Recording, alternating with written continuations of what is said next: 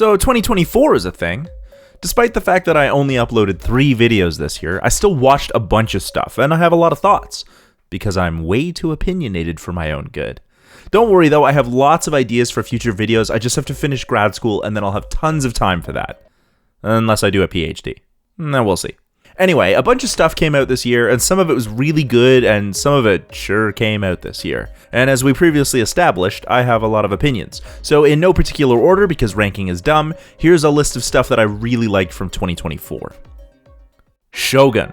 The absolute stunning period piece based on a book of the same name by James Clavell is an intricately woven political saga that reeled me in with its brilliant characters and subtle subterfuge. The story revolves around an English naval man sucked into the politics of feudal Japan at the time when the Taiko, or ruler, has passed away, leaving a power vacuum. Characters make plans, uncover plots, break hearts, swear loyalty, cross, double-cross, and try to predict the outcome, all in an effort to survive and become Shogun.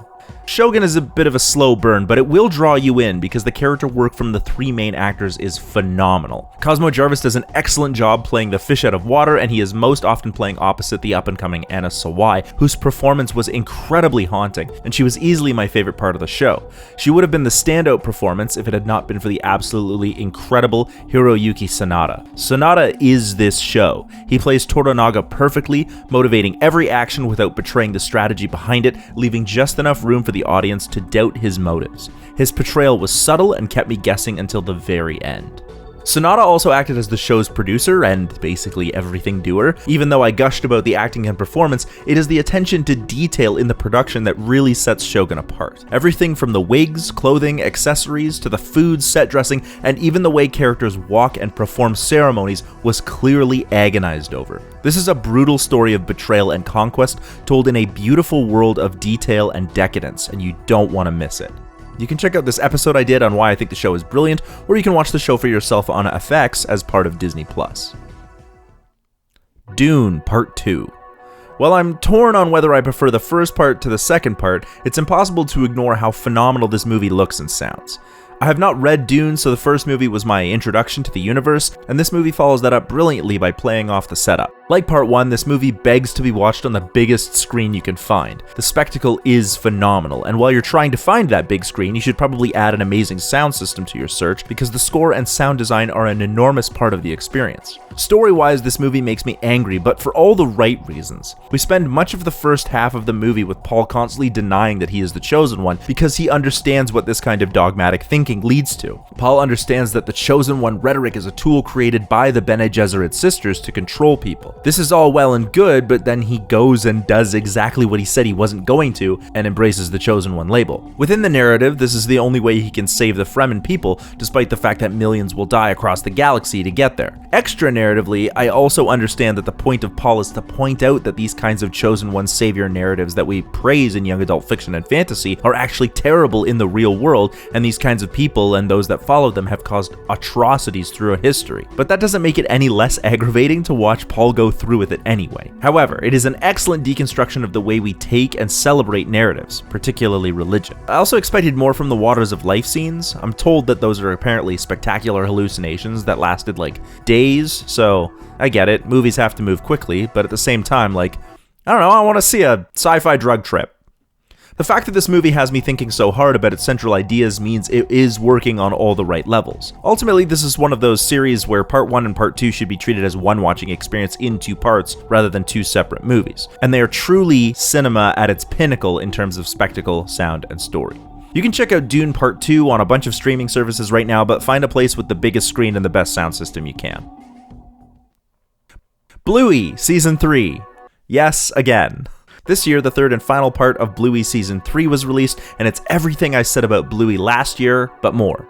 The episodes reinforced the importance of play and learning for parents and children alike, but the real standout was how the show handled its second to last episode. This season introduced a bit more of an overarching narrative. Bluey has always had continuity as past events of the show are referenced, but never has there been an overarching narrative across episodes. It's subtle, and it doesn't usually affect the game or lesson of the episode, but it adds a layer of mystery as the show slowly leads up to the second to last episode, called The Sign. Unlike other Bluey episodes, which last about 5 minutes, The Sign is a whopping 28-minute narrative spectacular that wraps up many loose threads from across the show's 5-year runtime. It was incredible to see how the themes and storytelling of the show transferred to long-form narrative. I was worried that the show's short-form narrative of games and lessons would not translate well to a longer story, but the show once again proves its ability to tell meaningful and heartfelt stories and deliver them beautifully in a vibrant and often humorous world. This penultimate episode was a great send-off for Bluey for now, as the team looks to work on other projects for a little bit, but this proves that Ludo has the skill to make long-form content, and it makes me hopeful for a Bluey movie. But until then, you can also check out some of the new mini episodes.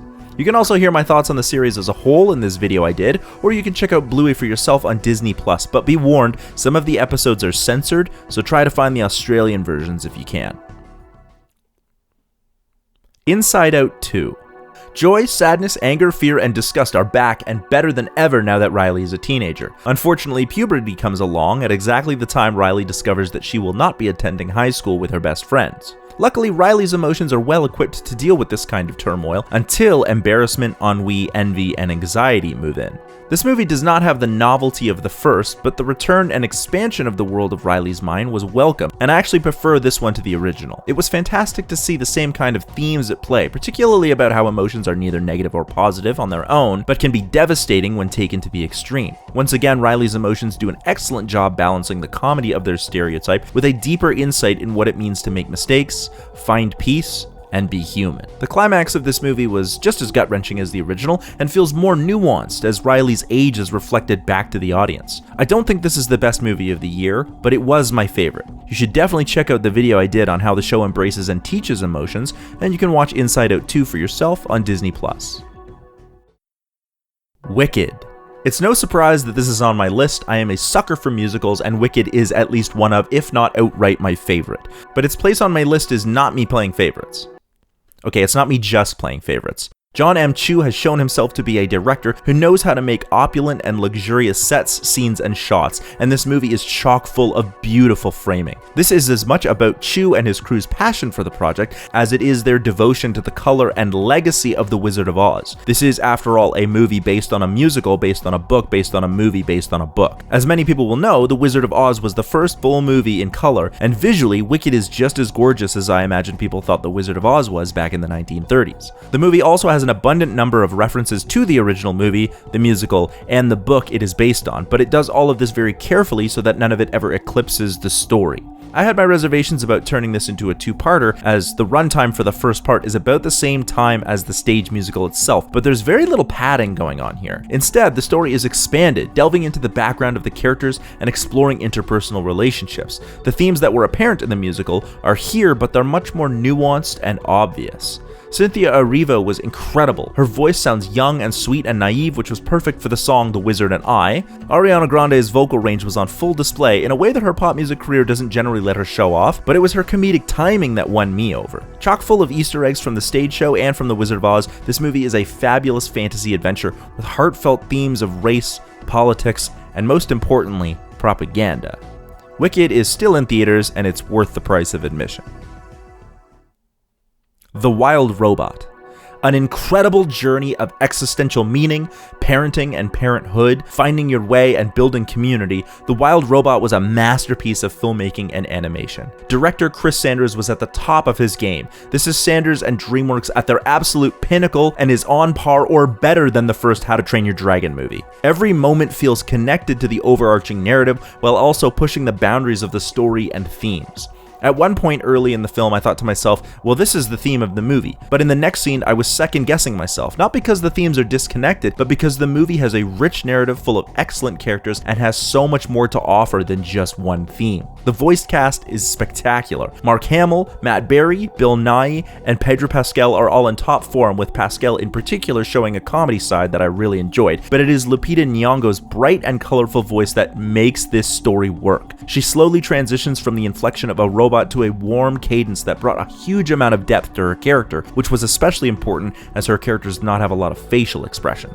The color and design of this movie is unique and vibrant, the music is powerful, the story is meaningful and moving. If I had to recommend only one movie this year, it would be this one. The Wild Robot is an absolute masterpiece, and you might still be able to find it in theaters. Before I get into the other stuff I watched this year, I wanted to take stock of the movie and television industry. 3 of the 6 pieces of media that were on my list were animation. I have always advocated for animation as a legitimate and serious art form, which it is. Animation is not a genre, and like video games, it is not reserved for a particular age group and deserves recognition as an art form. However, after Inside Out 2 and The Wild Robot were finished, both of their studios laid off a lot of the animation staff responsible for the movie's success. Animation is still seen as a lesser art form than live-action movies, and this is true for both studios and audiences. For a decade now, Disney has been remaking its classic animated films into live-action movies, and despite the fact that everyone agrees that they're not amazing, they continue to rake in massive amounts of money that dwarf the originals. This is because audiences genuinely, although unconsciously, think live-action is a truer or greater art form. It's bullshit, but the studios listen to the sound of money. As a result, DreamWorks is creating a live-action How to Train Your Dragon movie. It's not that this movie will necessarily be worse, it's that because it is live-action, it somehow has more legitimacy as an art form. An animated movie has only been nominated for Best Picture once, and it was WALL-E, and it was arguably only there because it has live-action segments. Animation is still largely considered a children's art form, and therefore animators are paid far less than they should be. Studios claim that animated movies are expensive, but then they do rake in enormous amounts of wealth and build these movies up as life-changing narratives, which they can be. But if animated movies are so important and meaningful, then those who have a hand in making them should be just as important. Animation might be a different kind of medium, but it is not lesser. And if we're talking about movies generally, then animated movies are some of the best out there. And I haven't even mentioned non-Western animation, which is even further shunned despite Studio Ghibli's constant public praise. There is no such thing as high or low art, and if a movie makes you feel something, then it deserves to be celebrated. And that should be reflected in how we praise and compensate animators. That means putting pressure on corporations to value animation as art. Just because it's live action doesn't make it better. Support animation and support animators. Whew. Sorry for going so hard there for a second. I'm just passionate about animation and I'm very anti-corporation.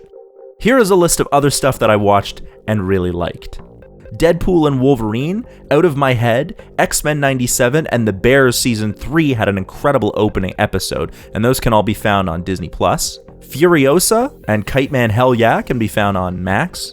Cobra Kai Season 6 Part 1 and 2, the live-action Avatar The Last Airbender series, The Dragon Prince Mystery of Averos, Jurassic World Chaos Theory, Bridgerton Season 3, and Pokemon Concierge, which was actually amazing, can all be found on Netflix.